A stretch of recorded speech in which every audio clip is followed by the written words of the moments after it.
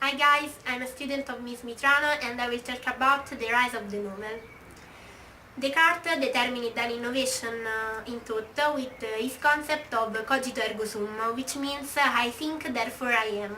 So this concept creates an intimate connection between the individual with his ability to think and his possibility to exist, preserving his singularity. Descartes found the truth of the ego, thinking that also when I refuse everything, I arrive at one certainty. I am thinking, therefore I exist.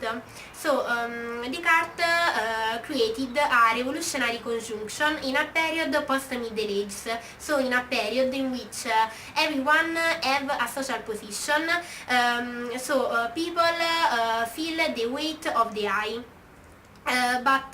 With his new concept, Descartes encouraged an individual reorientation of the culture. In fact, the 18th century is characterized by the rise of the novel, which is different from any form of narrative because it speaks about the life of an individual.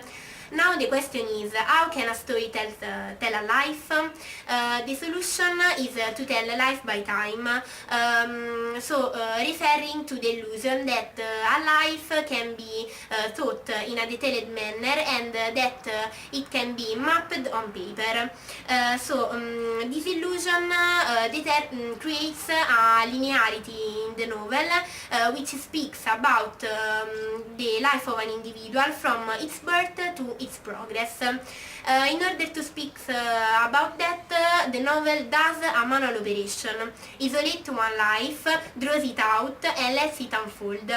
But the condition of this operation is that everything else moves to the background. In fact, reading the story of a novel, the reader has a limited perspective because he often identifies himself with the protagonist of the story.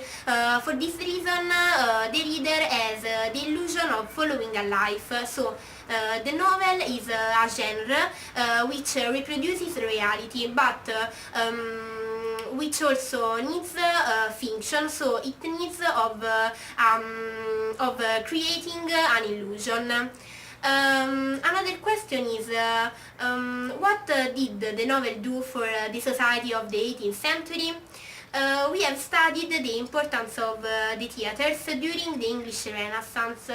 In fact, with theatres, people could enter in a space and surround the performance with no class, political or religious distinction. Well, the novel does exactly the same thing. In fact, the novel creates one-on-one dialogue between the reader and the story. Therefore, I'm not saying that the story can change the life of the reader, but that thanks to the story, the reader can imagine a symbolic rearrangement of his or her life. In fact, we always read novels in order to better understand the human personality. But who read novels in the 18th century? Thanks to the newspapers, the circulating libraries and the Puritan education which limited the literacy, everyone could read, from the domestic and the farmer to the aristocrat.